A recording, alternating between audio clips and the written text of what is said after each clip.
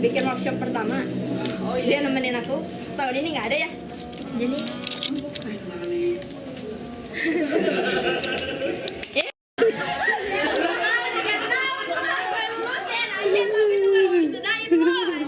Parah.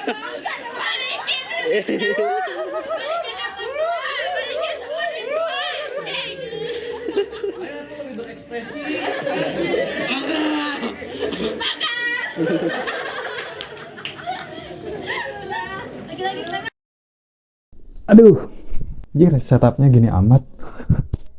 Udah amat lah, wajar, itu bermiskin. Halo semuanya, kenapa kita selalu jadi bodoh saat jatuh cinta? Pertanyaan klasik, tapi selalu menarik buat dibahas. Halo semuanya, balik lagi sama gue Novan Pevari di segmen Memoir Tengah Malam. Sudah lumayan lama ya nggak bikin konten buat di segmen ini. Sejujurnya, segmen Memoir Tengah Malam ini tuh segmen kesukaan gue. Kenapa? Karena gue tuh sangat concern ke masalah self-awareness. Dimana kalau ngomongin self-awareness, kan nggak akan jauh-jauh dari evaluasi, introspeksi, refleksi, kontemplasi, atau mungkin tafakur dan muhasabah. Jadi kalau lo yang melihat channel ini sebagai channel yang bahas sejarah, politik, geopolitik, ekonomi, dan berbagai macam topik yang berat, lo gak salah, tapi kurang tepat. Karena semua topik yang udah pernah gue bahas di channel ini tuh hanya sebagai drive buat gue bisa menyampaikan value atau nilai-nilai yang gue pegang. Begitu. Nah, sebelum kita masuk inti pembahasan di video ini, gue pengen sedikit sharing kehidupan gue. Jadi, beberapa bulan terakhir ini, gue lagi senang mengeksplorasi diri gue lebih jauh. Terutama di bidang olahraga. Karena sejak kecil basic gue kan di olahraga ya. Meskipun sekarang udah gak kepikiran buat jadi atlet, tapi setidaknya dengan berolahraga, gue bisa berikhtiar buat hidup lebih sehat. Dan yang paling penting, dan sekaligus jadi salah satu tujuan gue rutin berolahraga adalah untuk membangun networking. Ya, selain mengupgrade skill, lo juga jangan lupa buat bangun networking, karena kedua hal itu akan saling melengkapi buat lo mencapai tujuan lo di dunia ini. Ini konteksnya terlepas dari keyakinan dan kepercayaan masing-masing ya. Nah, sekarang kita mulai masuk ke pembahasannya. Kenapa gua pengen bahas soal kita selalu bodoh saat jatuh cinta? Itu triggernya berawal dari event komunitas gua, Neverland Circle, di mana nama eventnya itu Neverland Bonfire yang diadakan waktu akhir bulan Mei. Jadi event ini tuh event bakar-bakaran karena kebetulan beberapa hari sebelumnya itu kan Hari Raya Idul Adha. Yang dimana Hari Raya Idul Adha kan identik sama bakar-bakaran, bakar sate lebih tepatnya. Nah, kalau di event Neverland Bonfire ini kita bakar benda-benda yang mempunyai kenangan dan pengalaman pahit. Kebayang lah ya benda apa aja. Ada yang ngebakar foto bareng mantannya, ada yang ngebakar benda pemberian dari mantannya, ada juga foto bareng teman-temannya, tapi pada akhirnya teman-temannya ini ngecewain dia. Dan masih banyak lagi. Intinya, apapun benda yang mengingatkan kita pada seseorang yang udah mengecewakan kita di masa lalu, nah, itu benda dibakar dengan harapan semoga sesudah benda-benda yang penuh dengan memori pahit itu dibakar, kita bisa move on dan kita bisa buka lembaran baru. Kalau gue sendiri, bawa benda apa? Gak ada. Karena gue sedikit menerapkan konsep minimalis di hidup gue. Jadi benda yang menurut gue gak punya value, gak penting, atau bahkan benda yang mengingatkan gue pada pengalaman yang buruk atau pahit, ya gue langsung buang di waktu itu juga. Ya ngapain disimpan? Udah mah kamar kos gue kecil, harus nimbun barang gak guna. Makin sumpek anjir kamar gua. Tapi waktu itu sebagai ganti benda yang harus dibakar, gua ngambil sepucuk kertas sobekan yang bertuliskan rasa malas dan suka menunda-nunda. Ya, sumpah gua pengen banget menghilangkan rasa malas dan menunda-nunda itu. Tapi bangsanya ya, waktu gua mau bakar kertas itu malah kebawa angin anjir.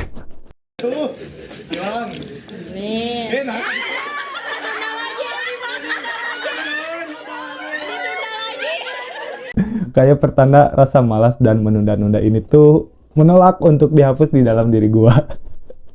Nah, sehabis bakar-bakaran ini, gua melihat teman-teman gua beberapa pada nangis, terutama cewek-cewek yang ngebakar benda kenangan bareng mantannya. Jujur di momen itu gua gak bisa berkata-kata. Tapi sewaktu gua ngelihat mereka, gua jadi teringat sama momen dimana gua dulu gagal move on dari mantan yang pernah gua ceritain sebelumnya, sampai gua ada di titik terendah dalam hidup waktu itu. Titik tergoblok. Dari situ gua jadi sadar akan hal yang udah gua lupain semenjak gua udah berhasil move on, yaitu soal perasaan sakit hati, dikecewakan sama orang, apalagi orang tersayang, itu bukan masalah yang sepele, Bapak Ibu sekalian. Nah, sekarang kita serius. Lo pasti sering lihat ada orang yang aslinya tuh pinter banget, kritis, terus kalau diajak debat, argumennya tuh mantap gitu. Tapi waktu dia jatuh cinta, dia jadi bodoh, dia jadi goblok. Atau jangan-jangan lo sendiri yang kayak gitu. Biar lebih jelas kegoblokannya, kita ambil contoh deh. Misal nih, gua rela antar jemput cewek gua yang jarak rumahnya tuh butuh waktu 1 jam. Udah rela, happy lagi. Tapi ketika giliran disuruh jemput nyokap di pasar, aduh anjing, malas. Dan itu belum seberapa, ada yang lebih parah lagi. Misal lo punya pacar, tapi pacar lo sering nyakitin lo, sering ngecewain, bahkan paling parahnya lo pernah diselingkuhin. Tapi pas dia bilang, maaf ya, aku gak akan kayak gitu lagi, kasih aku kesempatan. Aduh, lo langsung luluh. Lo langsung maafin dia, terus bilang, iya, gak apa-apa kok. Aku tahu kamu aslinya gak kayak gitu. Aku tahu kamu aslinya baik. Jadi Pak, tanda red flag senampak itu, di mata lo itu adalah keindahan yang harus dijaga. Nah, fenomena menjadi bodoh pas lagi jatuh cinta ini bukan tandanya mental lo, jiwa lo, bahkan otak lo itu rusak, Pak.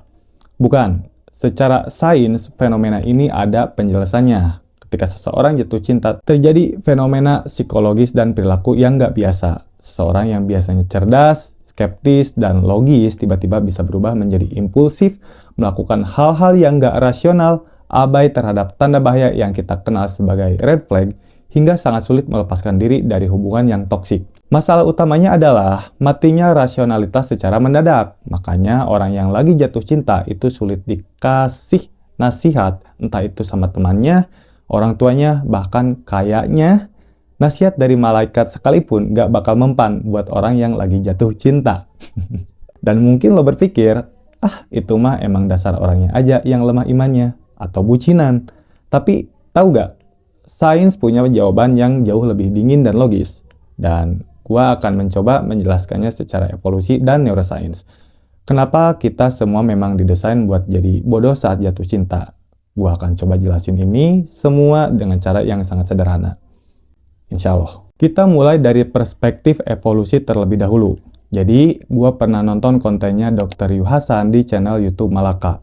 Kalau secara biologi, tujuan makhluk hidup itu simpel, yaitu melanjutkan kehidupan dengan cara mempunyai keturunan, berkembang biak, atau bereproduksi. Nah, persoalannya, kalau kita pakai logika nalar murni, punya anak dan merawatnya itu effortnya luar biasa berat, melelahkan, biayanya mahal, dan menyusahkan. Mungkin buat para orang tua yang sudah pernah atau lagi masanya mengurus anak, bakal ngerti gimana rasanya harus kurang tidur, keluar duit banyak, dan tanggung jawab seumur hidup sampai si anak punya keluarganya sendiri. Nah, gimana kalau manusia zaman dulu cuman mikir pakai logika murni?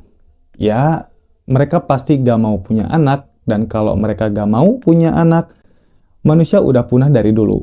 Logikanya kayak gitu kan. Nah, supaya manusia mau bereproduksi, alam bawah sadar dan evolusi kita punya trik licik, yaitu otak rasional manusia sengaja dibajak lewat fase jatuh cinta supaya kita jadi gak rasional dan mau bereproduksi. Jadi, kebodohan saat jatuh cinta itu sebenarnya adalah survival mechanism agar manusia gak punah, begitu. Dan gimana cara alam membajak otak kita? Nah, sekarang kita masuk ke perspektif neuroscience. Kalau kata Dr. Yu Hasan, itu terjadi karena ada reaksi kimia otak yang berantai. Pertama, ada yang namanya gempa testosteron. Jadi pas lo ketemu orang yang masuk dalam kriteria atau lebih tepatnya selera tersembunyi di otak lo, hormon testosteron langsung melonjak drastis. Nah, ini yang sering kita sebut cinta pada pandangan pertama. Terus, kalau gebetan lo ngerespon, gempanya berlanjut jadi tsunami dopamin. Awal mula, rasa kasmaran itu digerakkan oleh bagian otak bernama VTA, singkatan dari Ventral Tegmental Area. Nah, VTA ini bakal aktif dan membanjiri tubuh lo pakai dopamin. Efek dopamin pas jatuh cinta ini dahsyat banget, Pak. Bikin lo ngerasa euforia dan impulsif. Dan ini yang bikin lo jadi kecanduan. Mirip kayak efek orang yang kecanduan rokok, kecanduan narkoba, bahkan kecanduan nonton bokep. Beneran. Dan hal ini membuat 90% waktu terjaga kita hanya terobsesi buat mikirin gebetan atau pacar lo. Dan itu fakta medis di otak kita semua yang sedang jatuh cinta. Belum lagi ditambah badai oksitosin, bikin rasa rindu yang luar biasa. Contoh gak rasionalnya, misal cewek yang baru kenal cowok beberapa minggu bisa lebih percaya sama si cowok itu dibanding orang tuanya yang udah bareng berpuluh-puluh tahun. Sementara pada cowok, hormon estrogennya melonjak bikin dia mendadak jadi super perhatian dan peduli banget. Padahal si cowok aslinya cuek. Nah, di saat yang bersamaan, ketika hormon-hormon tadi lagi party di otak lo, ada bagian otak yang namanya prefrontal cortex, si pusat kendali logika dan penilai risiko, yang aktivitasnya justru menurun drastis. Bersama dengan itu, hormon serotonin menipis yang bikin mood jadi gak stabil sama memicu sifat cemas dan obsesif. Akibatnya, tombol berpikir kritis di otak menjadi mode shutdown, dan rasa obsesif inilah yang bikin kita jadi benar-benar buta, sampai-sampai kita membenarkan hal yang salah dan abai sama tanda red flag. Bodoh kan? Makanya, Ferry Irwandi pernah bilang di channel YouTube-nya, kalau lo belum merasa bodoh, berarti lo belum jatuh cinta, Pak. Makanya bisa dibilang kalau lu belum ngerasa bego, berarti lu belum jatuh cinta, Pak. Efek lumpuhnya, logika ini juga yang ngejelasin kenapa orang sangat susah lepas dari toxic relationship. Jadi pas lo disakitin atau patah hati, bagian dari korteks otak besar lo yang bernama insular cortex itu memproses rasa sakit yang nyata. Karena tersiksa, otak lo yang udah kecanduan dopamin tadi bakal maksa lo flashback mengingat memori indah pas awal pacaran dulu. Dan begitu pasangan toksik lo ngasih sedikit aja perhatian manis, bagian otak lo yang bernama VTA yang tadi kita bicarain jadi ngerasa dapat dosis sakau tambahan. Akhirnya lo mulai bikin pembenaran yang gak logis, kayak gua yakin dia bakal berubah kok, mungkin gua yang kurang sabar, cuma gua yang bisa ngertiin dia, dan lain sebagainya. Dan dari situlah lo mulai terjebak di lingkaran setan. Makanya lo gak bisa asal ngejudge orang yang terjebak di hubungan yang toksik. Karena memang susah sekali buat bisa lepas dari situasi itu, Pak. Dan contoh nyata fenomena jadi bodoh saat jatuh cinta ini, gak usah jauh-jauh lah, biar cepet. Gue sendiri pernah ngalamin itu. Bahkan gue ceritain kan lewat konten. Lo bisa tonton videonya di channel gue. Di video itu gue nyeritain apa yang gue rasain dari awal jatuh cinta, lalu terjebak dalam hubungan yang toksik. Akhirnya gue putus, gue stres, depresi, penuh kebencian dan rasa dendam waktu itu, sampai akhirnya gue bisa move on. Dan itu butuh waktu setahun buat bisa lepas dari situasi menyebalkan itu. Jatuh cinta pada hakikatnya adalah bentuk kegilaan biokimiawi yang legal, natural, dan ini bukan masalah moralitas. Dan kalau orang lagi jatuh cinta, itu gak bisa dinasehati. Karena percuma, logikanya lagi di shutdown. Gak bakal masuk. Makanya sia-sia kalau kita ceramahin atau nasihatin orang yang lagi bucin parah. Dan itu yang gua alamin waktu itu. Teman-teman gua pada nasihatin, gak ada satupun omongan mereka yang masuk ke gua. Semuanya mental anjir. Nah, kabar baiknya, fase mabuk hormon saat jatuh cinta ini sifatnya gak permanen. Otak manusia itu dirancang luar biasa buat bertahan hidup dan beradaptasi.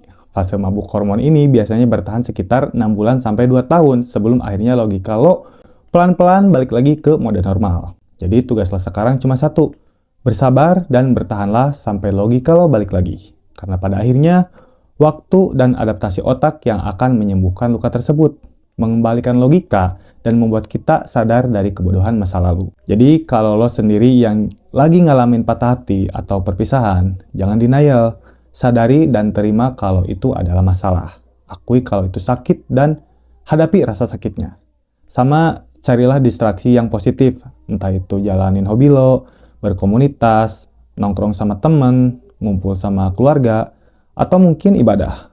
Kalau ibadah bisa bikin lo tenang, ya kenapa enggak? Terakhir, kalau lo pernah merasa bodoh karena jatuh cinta, jangan disesali.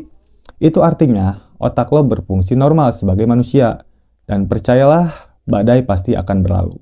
Tapi kalau lo udah ngerasa sakit banget nih hati, kayak gak bisa nunggu sabar buat pulih, kata dokter Yu Hasan, cobain deh minum paracetamol 500 mg. Karena katanya secara neuroscience, paracetamol bisa membantu mengurangi rasa nyeri emosional akibat perpisahan tersebut di otak. Katanya sih begitu, dan layaknya dicoba deh. Kayaknya layak buat dicoba. Jadi kesimpulan dari semua ini sebenarnya sederhana Bapak Ibu sekalian. Ngerasa bodoh saat jatuh cinta itu bukan tanda kalau lo lemah, melainkan bukti otentik kalau lo adalah manusia yang normal. Alam bawah sadar dan biokimia tubuh kita memang sudah bekerja sama untuk mendesain kegilaan itu demi bertahannya umat manusia. Jadi poin penting yang bisa kita refleksikan malam ini adalah saat kita terjebak dalam fase buta itu, atau bahkan saat kita sedang hancur-hancurnya karena patah hati, jangan pernah merutuki diri sendiri. Sadari prosesnya, terima rasa sakitnya, dan percayalah kalau logika di otak lo pasti akan restart kembali. Kebodohan di masa lalu bukan untuk disesali, melainkan untuk dijadikan bahan kontemplasi supaya kita bisa melangkah ke lembaran baru dengan kesadaran yang jauh lebih matang. Ya mungkin segitu dari gua, semoga apa yang gua share ini ada manfaatnya. Sampai ketemu di video selanjutnya. Jangan lupa subscribe. Bye-bye.